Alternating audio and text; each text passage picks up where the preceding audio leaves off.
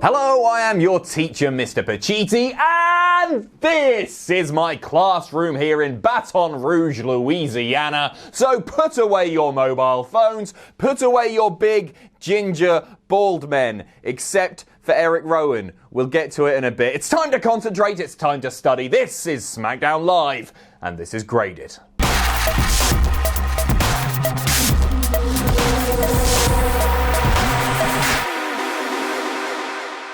We are kicking things off with the WWE Champion Kofi Kingston, who is here to address the actions of Randy Orton and the Revival. He says that Orton may like to talk about him being stupid, but who was the guy who got his ass knocked out last week out of nowhere? Kofi says that all he ever wanted was to prove that he deserves to be in this top spot, that he deserves to be the WWE Champion, but Randy Orton, you went and made it personal. He believes that Randy Orton is now scared because he has messed with Kofi's family, and when you mess with Kofi Kingston's family, Kofi Kingston does not mess around. And then he sets up a match at Clash of Champions, WWE title match, Randall Keith Orton versus Kofi Kingston, but all of a sudden, stupid. I'm going to do it 100,000 times, bollocks to it. Stupid. So Randy Orton's there on the screen, he said stupid a lot of times, and then he says that this morning he was in his hotel room thinking of all the ways that Kofi Kingston is stupid, when all of a sudden a note slid under his door, and that note reads, "No, Randy, I don't want to shake your hand. You've been playing with your Viper in front of me, and I'm afraid the venom might get on my fingers." That's not true. The note actually read, "Dear Mr. Orton, stop hurting Kofi. You're mean, and it's making Kofi Kingston cry at night. And do you know how I know this? Because Kofi Kingston isn't just my hero, he's my daddy. All the best, Kai."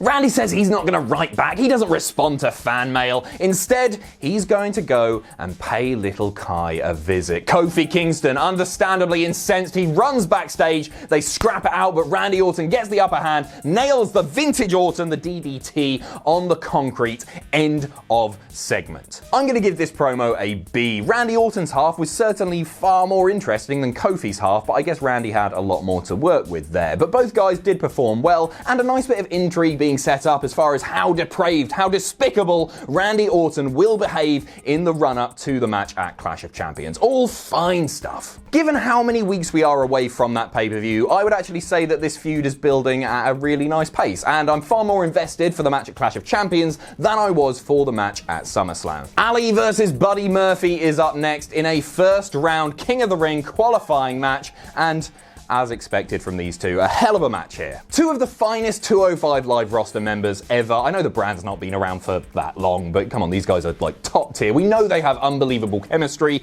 I'm thinking back to like that no DQ match from July of last year. This wasn't as good as that, but it was still really great. It's what you would expect from a SmackDown match featuring these two. I'm not going to run through all the spots, I'm not going to bore you with that, but just a combination of great hard-hitting strikes, aerial maneuvers. This is definitely one that's worth going and checking out. Ali ends up picking the win with the 450, and this match gets an A, even if I'm not convinced that this was the most sensible result. Look, I'm not going to sit here and whinge about the fact that the guy I like the best didn't win the wrestling match. That's not what I'm doing here, because we all know that both these guys deserve a push. They're both great. However, given the fact that Buddy Murphy has had an incredible few weeks, first off with that match with Roman, so competitive, really made Buddy Murphy feel like a star, and then beating Daniel Bryan clean on last week's SmackDown, I just feel like now was probably the sensible time to just keep that momentum going. Keep him winning, keep him looking strong. Again, this isn't me complaining, this isn't me saying hashtag cancel WWE SmackDown Live. This is just me saying that maybe WWE took a little bit of the wind out of Buddy Murphy's sails this week, and that was avoidable. Still happy for Ali, and a great match. Oh, and before we move on, a lovely little handshake after the match, and then Buddy Murphy raising the arm of Ali. Absolutely wonderful stuff. I cried my pissing eyes. I didn't. Back in the ring, and The Miz is out there to address the actions of Shinsuke Nakamura, the IC champion, and his new beardy little buddy, Sami Zayn. He says that Sami Zayn is a clinger. He's a spokesperson because he couldn't handle being a wrestler, and then goes on to challenge Shinsuke for an IC title match right right now at Clash of Champions. Please don't put it on the pre-show. So out comes Sami. He bigs up Shinsuke Nakamura, saying he is an artist, a poet, the king of strong style. And then it looks like we're going to get a match between Miz and Sami Zayn. Miz challenges Sami to a match, but Sami doesn't accept. So Miz comes after him, but out of nowhere runs Shinsuke Nakamura, starts laying in the blows, and Sami Zayn is fantastic here. He's just jumping around going, yeah, go on, cave his chest in, look at the artistry, yeah, Shinsuke Nakamura, so good. Nakamura nails a Kinshasa on the outside, and then Sami instructs Shinsuke to get Miz in the ring, and as he does so says, thank you Nakamura-san, which was fantastic. Another Kinshasa in the ring, Sami still going absolutely mental, just Kinshasa, yeah, Shinsuke. He's great in this role. It's a pairing that shouldn't necessarily work, and I'd definitely rather see Sami Zayn wrestling, but this was so entertaining. Normally I would give something like this a B, but I'm going to bring that up to a B+, because Sami Zayn was just so thoroughly entertaining. I was pissing myself laughing throughout, not literally. Let's talk about a match. Bayley versus Lacey Evans is up next in a match set up earlier in the night, and Bayley was the shining star of this one. I miss you, Epico. Not you though, Primo, you dick. I think it's fair to say that this match maybe got a little bit too much time. It did drag at points. Lacey Evans was also sloppy at times, but Bayley just held this one together by just being a really bloody good pro wrestler. Halfway through, Charlotte Flair comes out to watch, but doesn't really get involved. Lacey Evans takes control for what felt like an eternity, and then Bayley gets control again, and later on gets Lacey in this sort of inverted figure 4 modified Indian deathlock thing. I don't know what it was called. Here's a picture of it. It's really lovely. Good stuff. There's a nice suplex on the outside. Bayley gets things back in the ring, hits the Bayley to belly, but Lacey Evans, great ring awareness. She grabs the rope. She's another Bayley to belly. Then an elbow drop. That's a lot. Bayley picking up the win. Charlotte not really getting involved at all. She's just watching on and then starts sarcastically applauding and then starts going 10. He's coming back. He's not coming back. She's going to win the 10th title. That's what she was doing there. Good match. I'm glad that Charlotte didn't get involved because it would have just been a bit predictable. There's still time to build up to Clash of Champions. That more physical stuff can come a little bit later. This match gets a B-. Is that too generous? It did drag a bit. I'll give it a B-. I've just come back from holiday. I'm in a great mood. Big E versus Randy Orton is up next, and this is serious. Big E, face like a slapped ass when he's on his way to the ring, and he just starts going for Randy straight away and then tosses him over the announce table. He is not a happy boy. But then, when Randy Orton gets back in the ring, Big E grabs him and bends him over and does the spanking thing. And I didn't like this. It took me out of the moment a little bit because I really like it when Big E gets all serious because it's quite a rarity. He's always jovial and happy and dicking about. And so when he does get all serious and go all sort of Big E Langston, it feels real. Do you know what I mean? And I just didn't appreciate this part of the match. Maybe I'm overthinking things, but yeah, it just took me out of the moment a bit. I mean, you could argue that Big E was playing mind games. That's what commentary did, but it just didn't really fit the tone of the match. Anyway, they start scrapping to the outside again, and then Randy Orton throws Big E into the announce table, and I can't help but feel at this point, I'm such a negative Nancy today, I'm going to be negative again, but I can't help but feel that we're seeing too many of these announce table spots. I know WWE are really limited in what they can do in the PG area as far as like big spots, brutal looking stuff or whatever, but it feels like every Raw and SmackDown we're seeing this. Do you know what I mean? Anyway, back in the ring, Randy Orton nails an RKO following a distraction by the Revival, picking up the win and a B in the process. After the match, Randall nails a super RKO with the help of the Revival, and then they do this cool pose on the corner, like one's pointing that way, one's pointing that way, and Randy Orton there doing the, it looked absolutely fantastic. It was a good match, it was competitive, I like that, but I don't know. I'm dwelling on the arse slapping.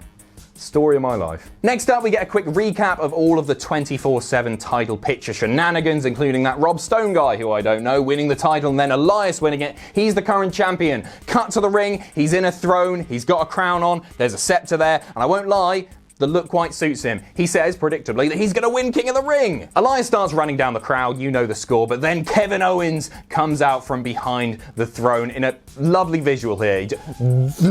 like that. It was great, and then he starts beating down Elias, nails him with a stunner, walks off, and this allows Drake Maverick to go and get the pin. He is your new 24/7 champion, beating R-Truth to that pinfall. Certainly not the most fun 24/7 title shenanigan stuff, but it served its purpose. I would quite like to see a few more faces in that 24/7 title picture, like the prominent faces. It's all about R-Truth, Elias, Drake, and that's all good. It's all fun, but I'd quite like to see a few more faces in there because I think it might start to get stale soon, but not before Drake Maverick finally doinks his wife. That's important too. Sheldon versus Gable is up next in the final of our King of the Ring first round qualifying matches, and unfortunately this match didn't really get going at all. Shelton Benjamin eating the most of the offense, Gable looking in control for the majority of the match, and then he nails this sort of sunset flip, Canadian Destroyer-esque thing, pins him, 1, 2, 3, Chad Gable advancing in the tournament. The right result for sure. In fact, I'd love to see Chad Gable become King of the Ring. There's a guy who is so underutilized. He's a great wrestler. I'm not sure if he could make the character work, but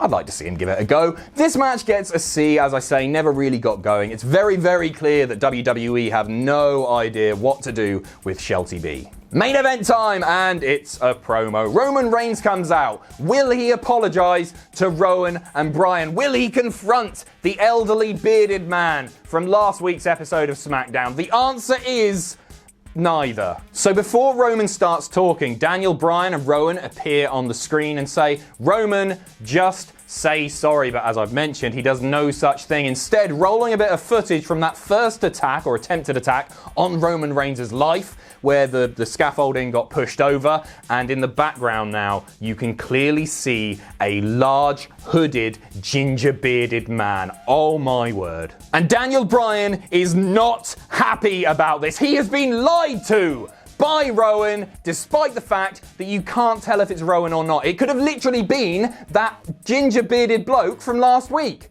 I have no idea what's going on here. It could have been anyone. The footage was blurry. Roman has pressed enhance too many times. It's grainy as hell. Could have been any large ginger-bearded man, but Bryan just loses it. Bryan starts slapping the absolute piss out of Rowan and then starts heading to the ring. He's got a mic in hand. He's shouting, I've been betrayed. I've been lied to. I can't believe it. Rowan lied to me this whole time, even though you can't tell if it was Rowan or not. And then he finally gets to the ring, eats a spear. That's your lot. That's the end of SmackDown. That's it. This gets a D. I just can't help but feel that Daniel Bryan looked a bit of a fool here. He's a guy who prides himself on being super intelligent, and then he's shown this footage. It could have been literally any ginger-bearded man, but he just turned on Rowan on the drop of a hat. He's just like, oh, I've trusted you for a year, and starts slapping him. I just felt it looked a bit of a wally. Essentially, I can't help but feel that this is being booked week on week rather than having a concrete plan laid out and then sticking to it. And I guess this follows reports that we're seeing every single week where Vince McMahon is going in and just ripping up the script to SmackDown. It felt underwhelming. It really did feel underwhelming. This is meant to be WWE's biggest storyline, featuring some of their top guys and also Rowan. And we got this. I hope it goes somewhere. I really hope it goes somewhere, because otherwise it's going to start to drag very quickly. I know I've whinged a lot, but this was largely a good episode of SmackDown, and it's one that gets a B-. What I love about SmackDown recently is that it's clear that there's been a real focus on in-ring action, the wrestling itself, and we had 3 really good matches last night, the highlight definitely being Buddy Murphy versus Ali. Anyway, good to be back from holiday. I spent my time wisely, actually attended the premiere of the new Hobbs & Shaw movie, and it was fantastic. I'd really recommend going and seeing it, and I even managed to slap Dwayne Johnson on the arse. That's right, I've hit rock bottom. And so have these jokes. Thanks for watching. Let us know what you think in the comments down below. You can follow us on Twitter at Cultaholic. You can find us on Facebook at facebook.com/Cultaholic. If you enjoy what we do here at Cultaholic, you can pledge to us on Patreon. That's patreon.com/Cultaholic. And most importantly, don't forget to hit subscribe and join us.